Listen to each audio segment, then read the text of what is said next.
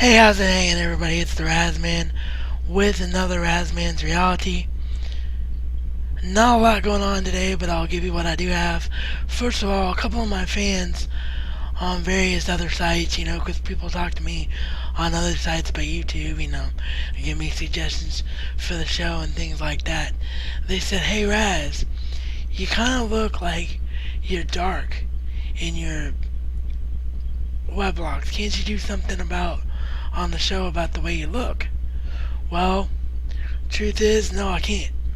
Because, as I said way back in my first blog a couple of weeks ago on the 31st of December, that this is basic webcam. That webcam that I use, and it doesn't even have the ability to put out a good picture. This is the highest video quality that I can get, and if it wasn't for Davey Video Capture, I wouldn't even be able to bring you these blogs right now. So until I can get hold of a better webcam, we got what we got, people. So hopefully that explains that. Now,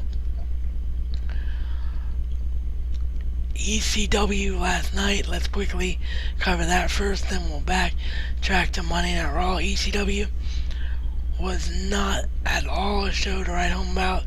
Show opened up with Matt Hardy.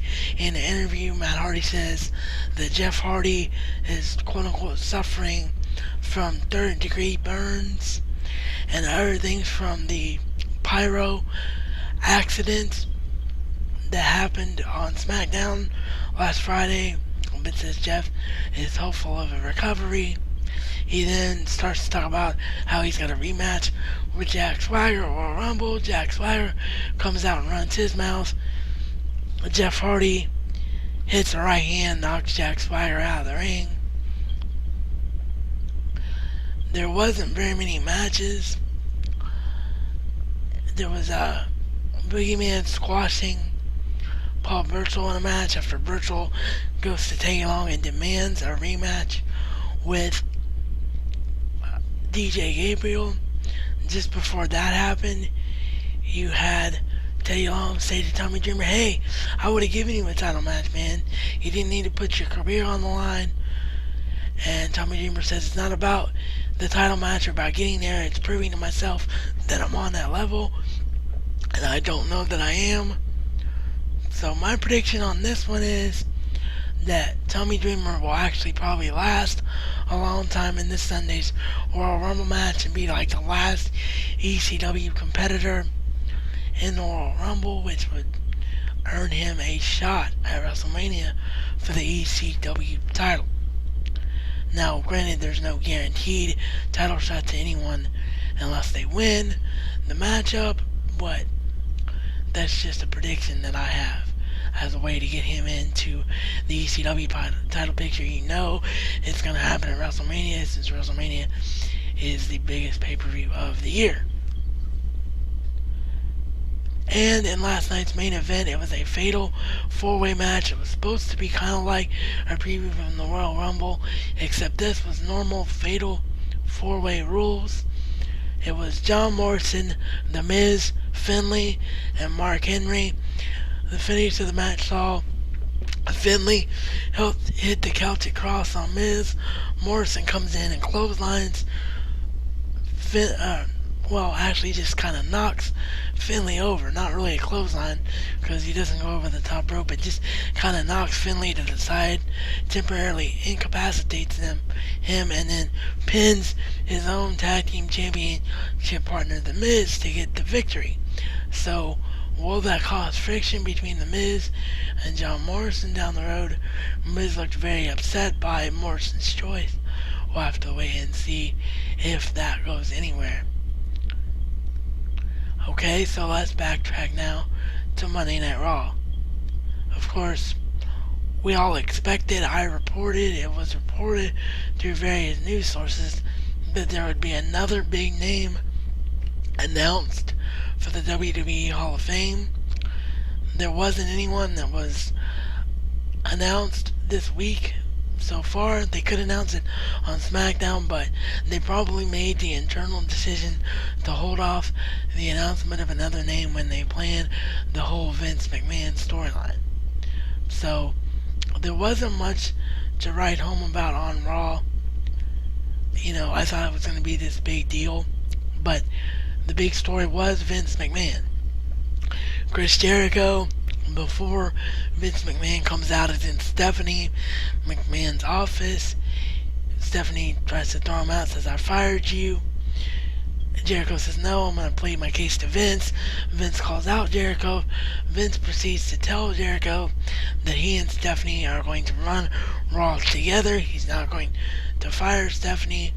Stephanie gets Jericho to apologize to the fans on his knees, quote unquote, rehires him, and puts him back in the Royal Rumble match. So I don't quite know what the whole point of that storyline was. If it was just to humiliate Jericho, it was kind of stupid to me. Then Randy Orton comes out and tells Vince McMahon that he needs an apology from Stephanie McMahon because earlier in the night he called Stephanie a nobody and Stephanie slapped him in the face. Well, Vince, says he's not going to demand an apology from Stephanie. Randy and Vince get into it. Vince threatens to fire Randy. He's like, "Randy Orton, you're..." And then just before he can say fired, Orton slaps him. Orton does his punt kick to Vince's head. Now, there's been much debate among wrestling fans as to what actually happened on this kick. Myself, after watching it numerous times, I think that Randy Orton just simply went over Vince McMahon's head and didn't even touch him. And Vince just did a great job of acting. Some have said the opposite, that it looked like Randy Orton actually kicked Vince in the head. But I don't think that was the case. I think that Randy just did a great acting job. For those of you that are wondering, it is a full work. Vince is not hurt. He's perfectly fine. The reason I think they established this storyline is for Vince McMahon to somehow work himself on the big WrestleMania 25 card. My prediction is there's going to be a street fight between the legend killer Randy Orton. They'll return him to that gimmick against the legend himself, the chairman of the board, Vince McMahon. Ron Minks resigns as the Colts head defensive coordinator after not getting any head coaching jobs. Bill Parcells will stay on as executive vice president of football operations for the Miami Dolphins. There was some doubt about that as he had an out clause of his contract if ownership changes hands. Well, ownership did change hands, but Parcells decided to stay. In my opinion, no real big surprise there. That's about all there is that's going on today.